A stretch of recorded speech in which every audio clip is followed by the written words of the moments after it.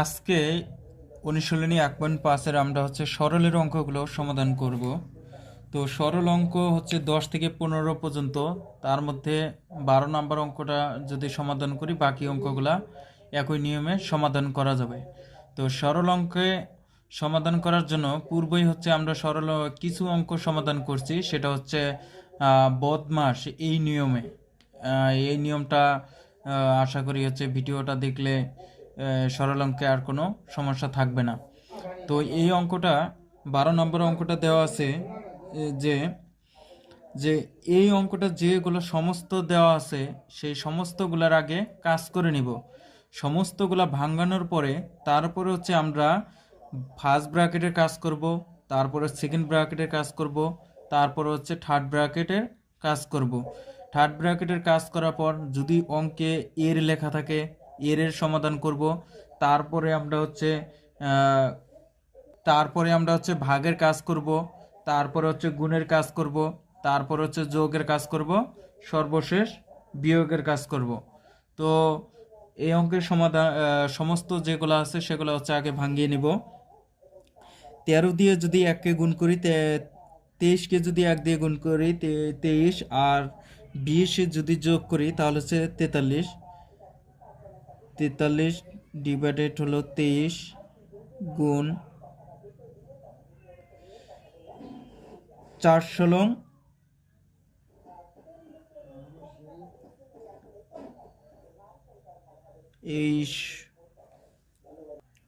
4 ষোলং 64, আর 5 যোগ করলে 69। 69 ডিভাইডেড 16, তারপরে ভাগ, তারপরে সেকেন্ড ব্র্যাকেটের কাজ শুরু। 8-কে 8, আর 3 যোগ করলে 11। 11 ডিভাইডেড 8, এর 5 দুগুণী 10, আর একে 11। 11 ডিভাইডেড 2, যোগ।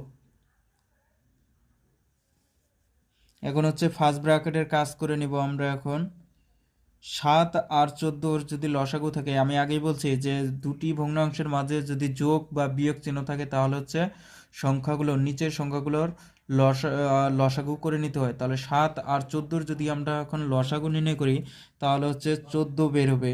আর এই 7 এই 14 দিয়ে যদি ভাগ করি তাহলে 7 দুগুণী 14, আর উপরে 2-এর সাথে যদি উপরে 5-এর সাথে যদি গুণ করি তাহলে 10। মাইনাস 14 দিয়ে 14 ভাগ করলে 1, আর উপরে 3, 3-একে 3।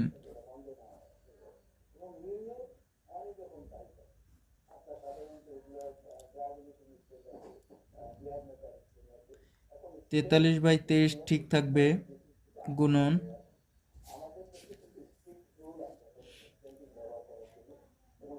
থার্ড ব্র্যাকেট 69 ডিভাইডেড 16 ভাগ 11/8, এর 11 ডিভাইডেড 2, যোগ 10 থেকে 3 বাদ দিলে 7, আর নিচে হলো 14। ফার্স্ট ব্র্যাকেটের কাজ আমরা শেষ করে ফেলছি। এখন সেকেন্ড ব্র্যাকেটের কাজ শুরু। তো এখন সেকেন্ড ব্র্যাকেটের কাজ করার আগে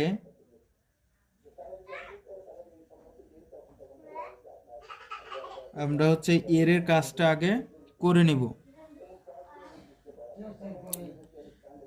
সমান 43 ডিভাইডেড 23 গুণন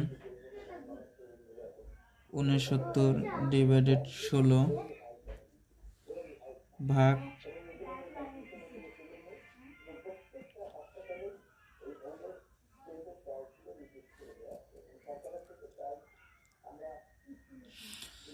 এর কাজটা মানে ব্র্যাকেটের কাজ করার পর তারপরে আমরা অঙ্কে যদি দেখি যে এরকম যে সেকেন্ড ব্র্যাকেট বা থার্ড ব্র্যাকেটের হোক, যেটার মাঝে দেখব যে এর লেখা আছে তাহলে এর কাজটা আগে করে নিব। তারপরে সেকেন্ড ব্র্যাকেটের কাজ করব। তো এই দুটি ভগ্নাংশ এর উপরে নিচে কাটাকাটি করা যায় না, তাহলে হচ্ছে 11 আর 11 যদি আমরা হচ্ছে গুণ করি তাহলে হচ্ছে 121 ডিভাইডেড 8 দুগুণি 16,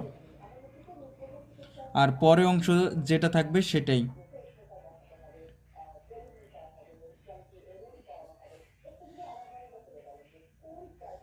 তেতাল্লিশ ডিভাইডেড 23 গুণন 69 ডিভাইডেড 16 ভাগ।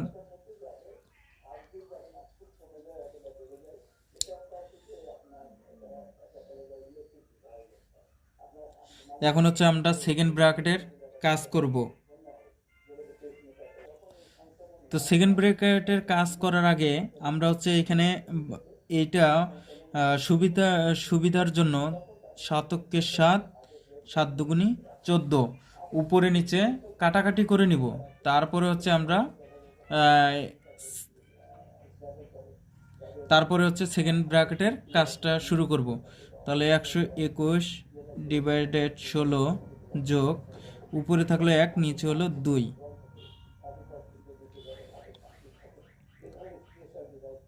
43 ডিভাইডেড 23 গুণন থার্ড ব্র্যাকেটের কাজ শুরু ভাগ। এখন হচ্ছে 16 আর 2 এর লসাগু নির্ণয় করব। তাহলে হচ্ছে 8 দুগুণি 16, 2 একে 2, 8 2 16 হচ্ছে লসাগু।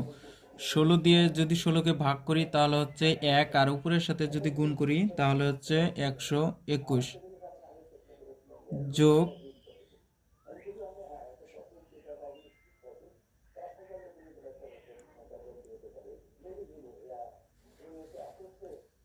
2 দিয়ে যদি 16কে ভাগ করি তাহলে 8 দুগুণি 16, আর উপরের সাথে গুণ করলে 8 একে 8,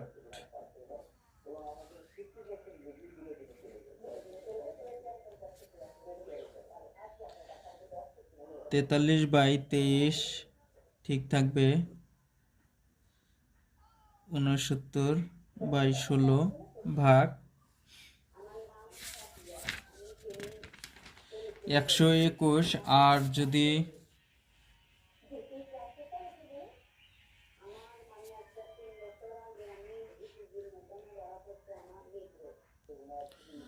সেকেন্ড ব্র্যাকেটের কাজ শেষ, এখন হচ্ছে আমরা থার্ড ব্র্যাকেটের কাজ করব।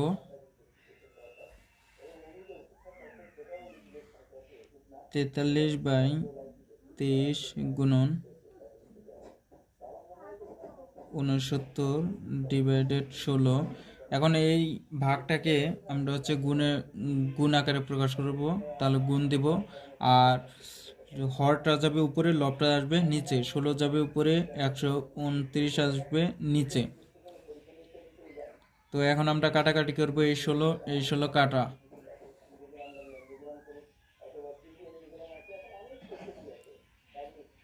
43 ডিভাইডেড 23 গুণন 69 ডিভাইডেড 129।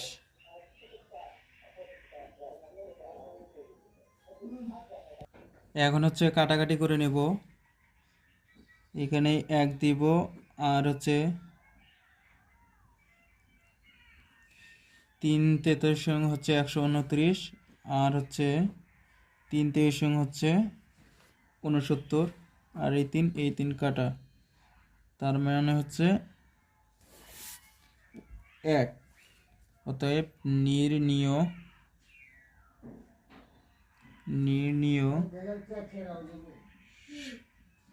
সরল মান হচ্ছে 1। এইটাই হচ্ছে উত্তর। এই নিয়মে সব ধরনের অঙ্ক হবে, একই নিয়মে হচ্ছে বাকি অঙ্কগুলো সমাধান করে নেবে। যদি কোনো সমস্যা হয় তাহলে নিচে কমেন্টে জানাবে, ইনশাআল্লাহ সমাধান করে দিব।